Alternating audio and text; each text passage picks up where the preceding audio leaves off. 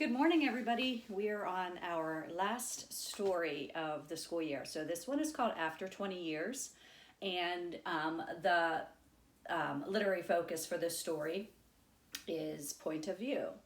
So, stories are told from a lot of different points of view, and this one is actually told from what's called an omniscient point of view. So the omniscient narrator kind of knows everything about the characters, knows what they're thinking, knows what they're feeling, um, is sort of like somebody looking down on the story as it unfolds and is able to, share information with us about the characters. That's the omniscient point of view.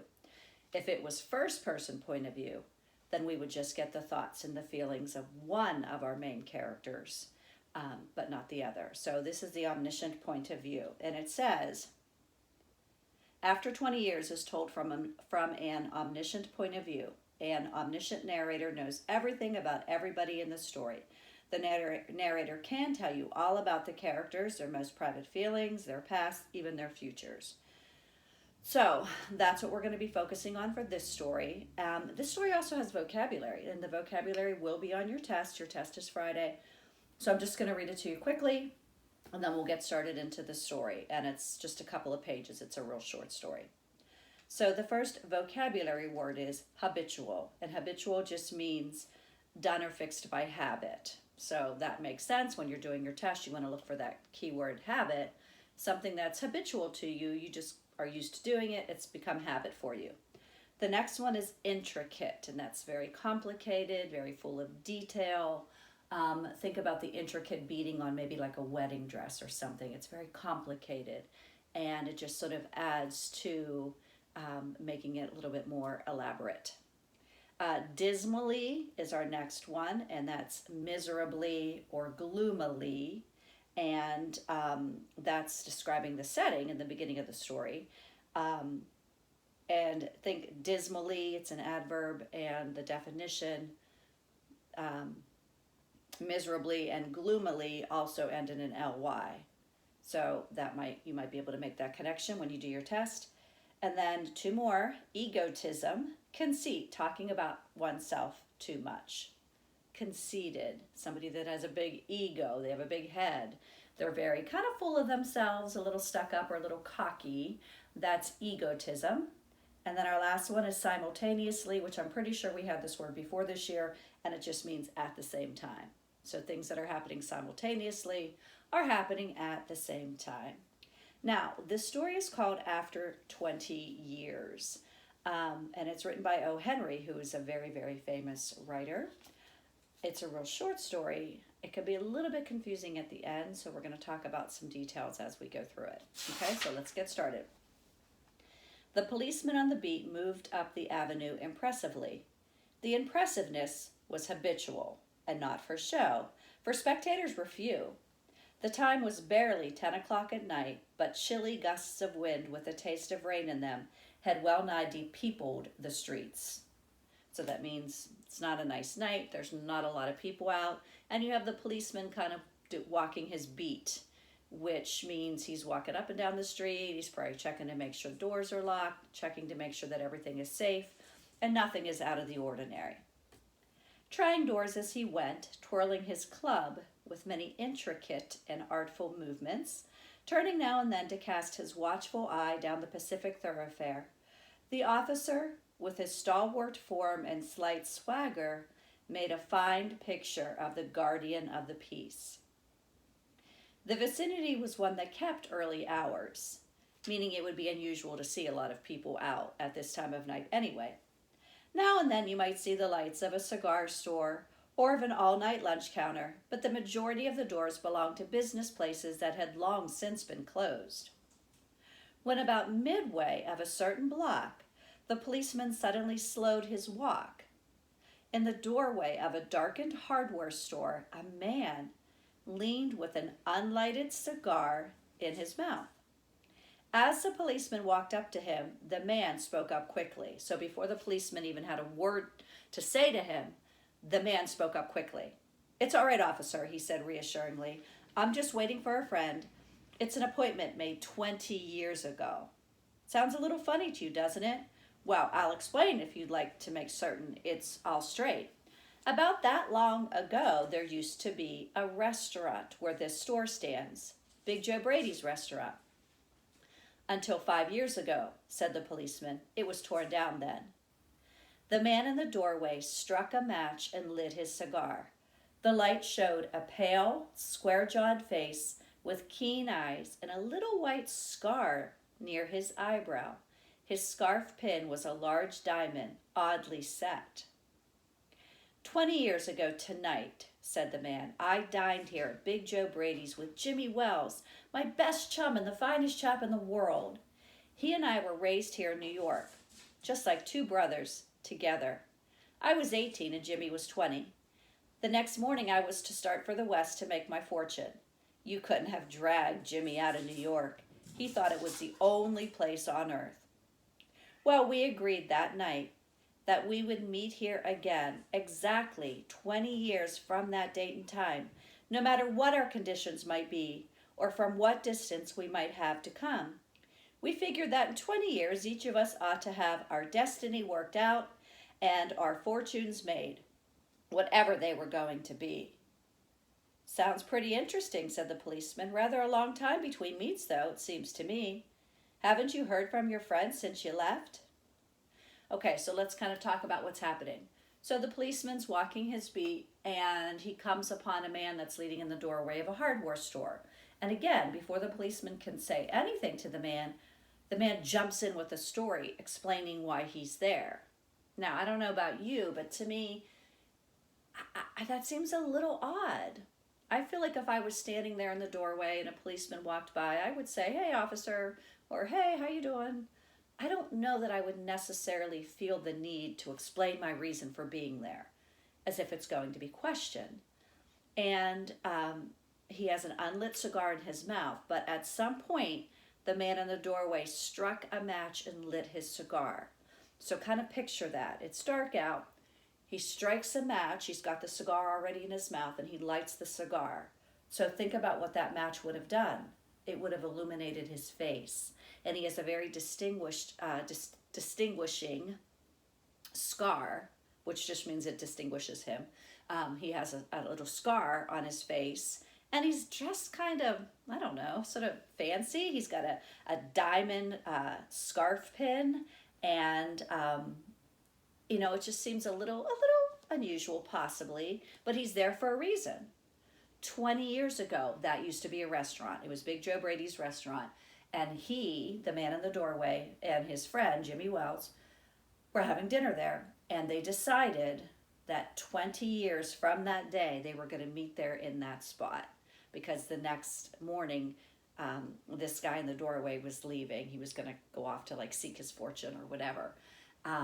So they agreed that they would meet there. Now, Big Joe Brady's is no longer there. The restaurant's no longer there, but this hardware store is.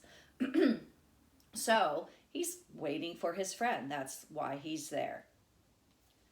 And then the policeman says, it seems interesting, but it's a kind of a long time between, seeing your friend. Have you kept in touch? And we'll pick up with our story. Well, yes, for a time we corresponded, said the other, but after a year or two, we lost track of each other. Now that's important.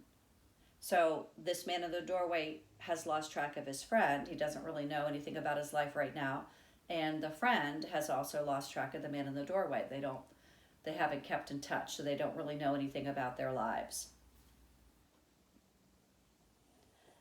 But after a year or two, we lost track of each other. You see, the West is a pretty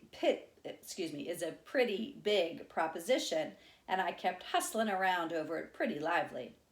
But I know Jimmy will meet me here if he's alive, for he always was the truest, staunchest old chap in the world. He'll never forget. I came 1,000 miles to stand in the store tonight, and it's worth it if my old partner turns up. The waiting man pulled out a handsome watch, the lid of it set with small diamonds. 3 minutes to 10, he announced. It was exactly 10 o'clock when we parted here at the restaurant door. Did pretty well out west, didn't you? Asked the policeman. You bet. I hope Jimmy has done half as well. He was a kind of a plodder, though, good fellow as he was. I've had to compete with some of the sharpest wits going to get my pile. A man gets in a groove in New York. It takes the West to put a razor edge on him. So the man in the doorway is, talking about his friend from 20 years ago, and he's describing him as, very true and dependable, kind of like a plodder, nothing extremely exciting. He sort of thought about it and kind of figured out in his mind that, knowing that Jimmy was always so dependable, so reliable, but not that exciting.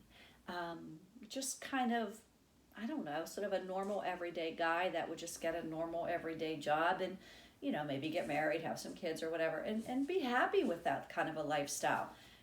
The man in the doorway is sort of describing his own life without really describing it. He calls himself a hustler, and it's, you have to have this razor sharp wit, and, you have to kind of stay ahead of the next guy. Sounds, could be fine, could be not. Let's keep going. The policeman twirled his club and took a step or two. I'll be on my way. Hope your friend comes around all right. Gonna call time on him sharp. I should say not, said the other. I'll give him half an hour at least. If Jimmy is alive on earth, he'll be here by that time. So long, officer.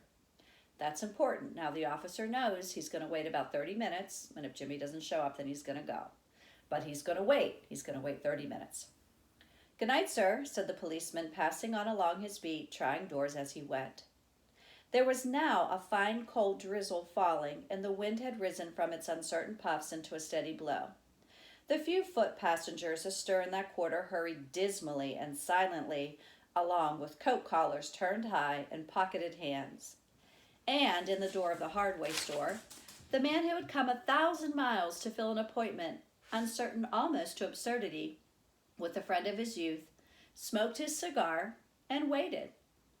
About 20 minutes he waited, and then a tall man in a long overcoat with collar turned up to his ears hurried across from the opposite side of the street.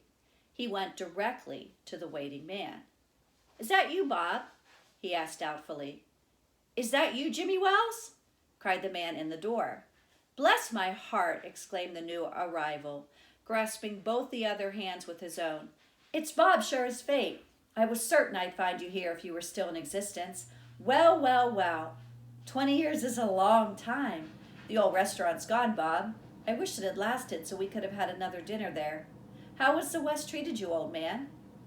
Bully. It's given me everything I asked it for. You've changed lots, Jimmy. I never thought you were so tall by 2 or 3 inches. Oh, I grew a bit after I was 20. Doing well in New York, Jimmy? Moderately. I have a position in one of the city departments. Come on, Bob, we'll go around to a place I know of and have a good long talk about old times. The two men started up the street arm in arm. The man from the West, his egotism enlarged by success, was beginning to outline the history of his career. The other, submerged in his overcoat, listened with interest. At the corner stood a drugstore, brilliant with electric lights. When they came into this glare, each of them turned, simultaneously, to gaze upon the other's face. The man from the West stopped suddenly and released his arm. You're not Jimmy Wells, he snapped. 20 years is a long time, but not long enough to change a man's nose from a Roman to a pug. So a Roman would be kind of like a bigger nose, and a pug would be kind of like a more of a smaller, kind of pushed-in sort of nose. It sometimes changes a good man into a bad one, said the tall man. You've been under arrest for 10 minutes, Silky Bob. Chicago thinks you may have dropped over our way and wires us she wants to have a chat with you. Going quietly, are you? That's sensible. Now, before we go to the station, here's a note I was asked to hand to you. You may read it here at the window. It's from Patrolman Wells. The man from the West unfolded the little piece of paper handed him. His hand was steady when he began to read, but it trembled a little by the time he had finished. The note was rather short. Bob, I was at the appointed place on time. When you struck the match to light your cigar, I saw it was the face of the man wanted in Chicago. Somehow I couldn't do it myself, so I went around to get a plainclothes man to do the job. Jimmy. All right, so that's the end of the story. So basically, both men were there at the appointed place and time. 20 years later, after 20 years, they were both there. The problem was Jimmy Wells is now a police officer, and Bob, Silky Bob, is this wanted criminal from Chicago. So, and when he lights his cigar, Jimmy Wells realizes that that's his friend. Now remember, it's dark. The street is dark. Jimmy Wells would not have been eliminated by that match light. Just Bob would have been. So Bob would not have been able to get a good look at Jimmy in his police uniform. Excuse me. So, Jimmy Wells cannot bring himself to arrest his friend. So he goes and gets a plainclothes officer, so it wouldn't have his police uniform on, just dressed in regular clothes, to do the job for him. I'm not sure how I feel about that. Yeah, it would be difficult to arrest your friend, especially a friend that you've sort of known most of your younger life, but it's also his job and he's obligated to do it. So I don't know. I'm not sure if that's the way that I would have handled it. It's kind of hard to say. I think one of the confusing things about this story is remembering which character is which. Because it's omniscient point of view, you have sort of like this narrator looking down on the scene and telling us what's happening, and we get to hear the conversation between the characters, but we don't get to know what's in their minds. We don't get to know what their thoughts and feelings are. If it was first person point of view, told from Jimmy Wells' point of view, we would have known a lot earlier who Bob was, because when he lit that match, Jimmy would have said, "Oh my gosh, that's my friend. Like that's Bob, but that's also a wanted criminal from Chicago," and we would have gotten to know that. So, because it's omniscient point of view, we just kind of have to wait till it plays out, and then see how everything comes together at the end. But just remember that Jimmy Wells is the policeman, and Bob, his Silky Bob, is the wanted criminal. So he's the one with the cigar and the diamond pin and the diamond watch and all of that, really trying to make him fit the character. So that is our story. And then at the end, as the plainclothes detective goes up to arrest Bob, Silky Bob, Bob notices he's taller, but I guess you can grow in your 20s. That's not totally unheard of, but he's a little, questioning it just a little bit there. Then they walk a little further, and Bob, this is when his ego gets the best of him, and he starts talking about, all of his sort of things that he's done in the West and sort of his exploits and everything like that, and giving this detective an earful of his things that he's done, And then as they get to the light, so they stop at the corner and there's a drugstore, so there's a lot of light and stuff. Bob, they both stop and look at each other, and that's when Bob says, he knows it's not Jimmy. Like the face isn't right, the nose isn't right. That's what really gives it away, is his nose isn't right, and he realizes that this is not his friend Jimmy Wells. And that's when the plainclothes detective says, "Yeah, you've been under arrest for like 10 minutes now." But then he gives him the note. He gives him the note from his friend Jimmy that says, "I was there. Just wanted you to know that I was there. Like I kept our appointment. I was there, but I just couldn't bring myself to do it, to arrest you." So that's your story after 20 years. Your test is on Friday. So it's a really short story. You might want to go back and read it again. It gets a little confusing in parts, but that's pretty much what you'll need to know. Thursday we'll review it. Don't forget to go over the vocabulary. The words are really different, like habitual and dismally and simultaneously, egotism. I don't think you're going to mix them up, but it's also 5 questions on your test. So make sure that you go back and spend some time going over vocabulary, and we'll do that when we review on Thursday. So if you have any questions, just email me and let me know. And this is it, guys. This is the last thing that you need to do. So good luck with it, and I hope to see you all very soon. Thank you.